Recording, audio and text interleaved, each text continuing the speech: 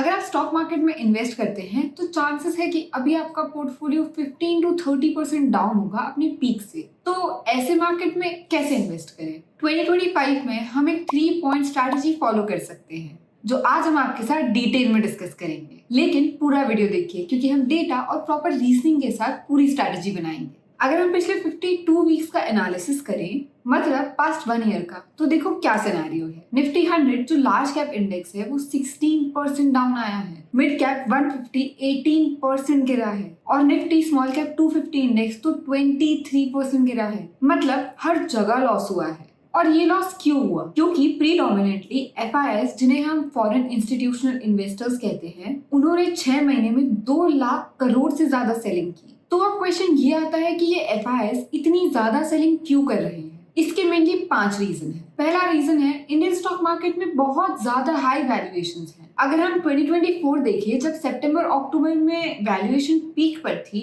उस time PE ratio, जिसे हम प्राइस अर्निंग रेशियो कहते हैं, इसके थ्रू हम किसी भी स्टॉक या इंडेक्स की वैल्यू एस्टिमेट करते हैं। तो मिड कैप और स्मॉल कैप इंडेक्सेस का पीई रेशियो अराउंड 40 टू 45 था। और अगर हिस्टोरिकली देखिए 10 ईयर एवरेज, तो जनरली ये 25 टू 30 के अराउंड है। तो जब इतने हाई पीईज होते हैं, मतलब स्टॉक मार्केट में वैल्यूएशंस बढ़ गई है, तो ऑब्वियसली एफआईआईज को थोड़ा अनसर्टेनिटी फील होता है कि फ्यूचर में वैल्यूएशंस कैसी होंगी, इसलिए उन्होंने सेलिंग स्टार्ट की। दूसरा रीजन अर्निंग ग्रोथ में स्लो डाउन। देखो, डेफिनेटली जब लॉन्ग टर्म की बात करते हैं तो इंडिया का जीडीपी अच्छा ग्रो करेगा, overall corporate earnings long term में ग्रो करेगी, लेकिन जो वैल्यूएशन है क्या उसके अकॉर्डिंग हमारी अर्निंग्स ग्रो कर रही है? तो आंसर है नहीं, क्योंकि अर्बन सेंटर्स में वीक डिमांड था और अब रूरल डिमांड थोड़ा पिकअप कर रहा है, लेकिन इस वीक डिमांड की वजह से स्पेशली अर्बन सेंटर्स में उसके अकॉर्डिंग तो अर्निंग ग्रोथ नहीं आ रही थी। तो जब अर्निंग ग्रोथ नहीं आ रही है, वैल्यूएशन हाई जा रही है, तो कई एफआईआईज ने प्रॉफिट बुकिंग स्टार्ट कर दिया। तीसरा रीजन स्ट्रॉन्ग डॉलर का इम्पैक्ट। अगर लास्ट ईयर का एस्टिमेट देखें, जनवरी 24 से जनवरी 25 तक यूएस डॉलर टू रुपी की वैल्यू देखें तो डॉलर 5% अप्रिशिएट हुआ है रुपी की टर्म्स में। और दूसरी तरफ अगर स्टॉक मार्केट में रिटर्न्स देखें, निफ्टी 50 को देखें तो हमें 10% रिटर्न्स मिले हैं रुपी की टर्म्स में। लेकिन एफआईआईज जब अपने रिटर्न्स कैलकुलेट करते हैं तो जब वो रुपी में सेल करेंगे उन्हें डॉलर चाहिए। तो ऑब्वियसली जब वो डॉलर के अकॉर्डिंग रिटर्न्स कैलकुलेट करते हैं तो 10 माइनस 5 उनका 5% रिटर्न होता है। तो अब ऑब्वियसली वो 5% रिटर्न को कंपेयर करेंगे कि बाकी मार्केट में कितना रिटर्न्स मिल सकता है। या अगर आप अपनी कंट्री में फिक्स्ड इनकम में पैसा लगाएं, कॉर्पोरेट बॉन्ड में, गवर्नमेंट बॉन्ड में, तो उसमें कितना रिटर्न मिलता है? तो प्रेजेंटली बॉन्ड यील्ड 4.5% है। तो जब ये 4.5% बिना किसी रिस्क के मिल सकता है, तो सिर्फ 5% के लिए यहाँ क्यों आएंगे? Reason 4 alternative investment opportunity. अब ये है हमारा चौथा रीजन। अब जहाँ ये कंपैरिजन आ रहा है कि दूसरी जगह इन्वेस्ट करने की अपॉर्चुनिटी कहाँ मिल सकती है,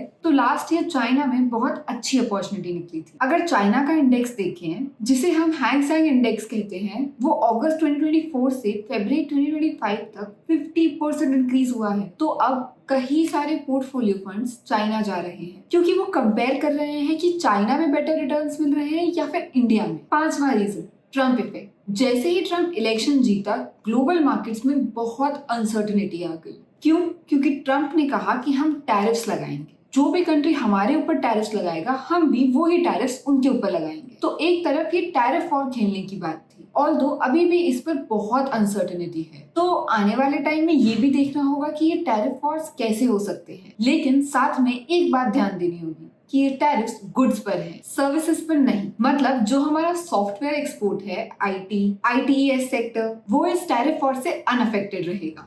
तो ऐसे सेक्टर्स हो सकते हैं जहां हमें इन्वेस्ट करने से पॉकेट्स मिल सकते हैं। और हाँ, जियोपॉलिटिकल रीजन भी एक रीजन रहा है। इजराइल और गाजा और यूक्रेन रशिया के कॉन्फ्लिक्ट के साथ साथ अब 2 nuclear nation India air Pakistan की टेंशन ने मार्केट्स में अनसर्टेनिटी क्रिएट करी है। अब इन 5 रीजन को सुनने के बाद आप सोच रहे होंगे कि एफआईआई सेलिंग कंटिन्यू करेंगे, चाइना और अदर मार्केट्स में भी अपॉर्चुनिटी अच्छी मिल रही है, इंडिया ग्लूमी और डूमी लग रहा है। लेकिन क्या रियली ऐसा है? क्या पूरे 2025 में इतनी सेलिंग कंटिन्यू रहेगी?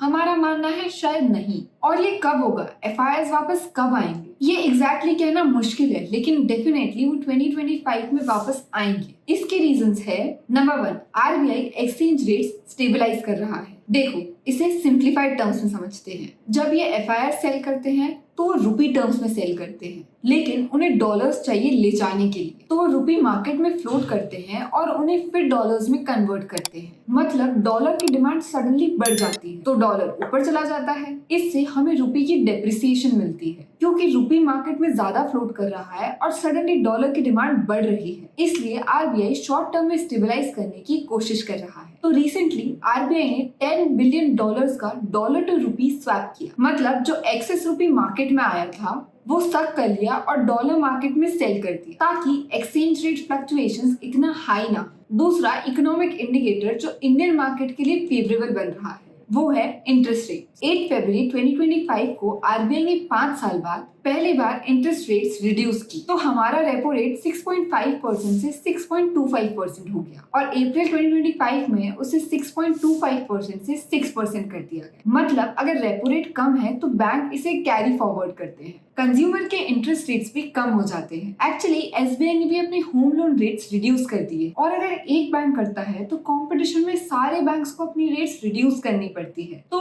क्या फर्क पड़ता है जब हमारे इंटरेस्ट रेट्स रिड्यूस होते हैं? तो मार्केट में डिमांड बढ़ जाती है। अगर इंटरेस्ट रेट कम होगा तो ज्यादा लोग लोन लेंगे। अगर ये सिनेरियो है तो डिमांड इंक्रीज होती है। इससे इकोनॉमी में चर्न आता है और हमारे जीडीपी में ग्रोथ फैक्टर आता है। ऐसे ही 2025 में और कट्स की एक्सपेक्टेशन है। इंडियन इकोनॉमी या कॉर्पोरेट अर्निंग्स के बेटर होने का तीसरा रीजन है अप्रैल 25 से इफेक्टिव न्यू टैक्स रेट। हम सब जानते हैं कि 2025 के बजट में टैक्स रेट्स रिड्यूस कर दिए गए हैं। मतलब 12.5 लाख तक न्यू टैक्स रिजीम में कोई टैक्स नहीं लगेगा। तो अगर ऑब्वियसली लोगों के हाथ में ज्यादा पैसा आएगा तो हमारा कंजम्पशन भी बढ़ेगा, जिससे हमारी कॉर्पोरेट अर्निंग्स किक इन करेगी। चौथा रीजन गवर्नमेंट और प्राइवेट सेक्टर से हायर कैपेक्स। देखो, गवर्नमेंट डेफिनेटली लॉन्ग टाइम से कैपेक्स प्लान कर रही है, लेकिन अगर आप रियलाइज करें तो लास्ट 1-2 सालों में प्राइवेट सेक्टर ने भी अपना कैपेक्स इंक्रीज करा है, एटलीस्ट प्लान्ड कैपेक्स। पांचवा रीजन जिसकी वजह से एफआईएस 2025 में वापस आ सकते हैं।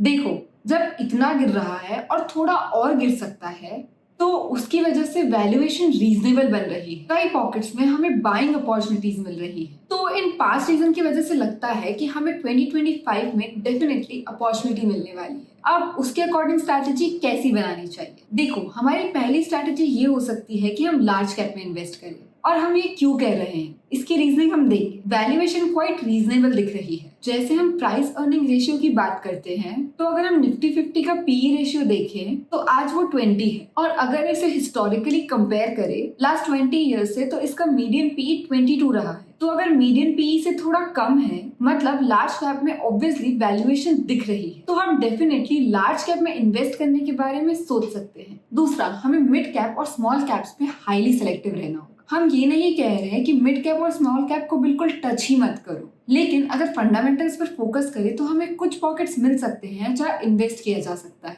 और फंडामेंटल्स का मतलब ये नहीं कि ऑब्वियसली वैल्यूएशन राइट होनी चाहिए, उसके अर्निंग में कुछ ग्रोथ होनी चाहिए। और एक हिंट और दूंगी, अब तक एफआईएस सेलिंग कर रहे थे, उन्होंने कुछ पॉकेट्स में बाइंग की है, नेट बाइंग। अप्रैल 2025 के मंथ में एफआईएस ने financial services, telecommunication, FMCG, consumer services, power और केमिकल्स में नेट बाइंग करी है। तो क्या हम इस सेक्टर में कुछ देख सकते हैं, लेकिन साथ में फंडामेंटल्स पर फोकस करना होगा। तीसरी स्ट्रैटेजी होगी सिस्टमेटिकली इन्वेस्ट करें। अब सिस्टमेटिकली का मतलब क्या है? बहुत सिंपल है, हम हर मंथ थोड़ा थोड़ा पैसा इन्वेस्ट करें। अगर म्यूचुअल फंड में इन्वेस्ट करते हैं तो अपने एसआईपीज इस वक्त डिसकंटिन्यू करने चाहिए। जब मार्केट्स करेक्ट होते हैं तब अपने एसआईपीज इंक्रीज करने का टाइम होता है। सिमिलरली अगर स्टॉक मार्केट में इन्वेस्ट करते हैं तो उसमें भी सिस्टमेटिकली इन्वेस्ट कर सकते हैं। आर्यन प्लस ऐप के थ्रू आप किसी भी स्टॉक में एसआईपी स्टार्ट कर सकते हैं, डेली, वीकली या monthly. Choose the amount for SIP as per your budget. हम आर्यन प्लस ऐप डाउनलोड करने की लिंक कैप्शन में ऐड कर देंगे। और अगर एसआईपी नहीं करना चाहते हैं तो लम सम अमाउंट एक साथ इन्वेस्ट करने की बजाय हर मंथ स्टॉक में कुछ पैसा डाल सकते हैं। चाहे मार्केट ऊपर जाए नीचे जाए, पूरा साल हर मंथ इन्वेस्ट करते रहेंगे। अगर हम इन तीनों स्ट्रैटेजीज को फॉलो करें तो लगता है आउटकम अच्छा होगा। आप कौन सी स्ट्रैटेजी यूज करने वाले हैं? कमेंट सेक्शन में बताएं।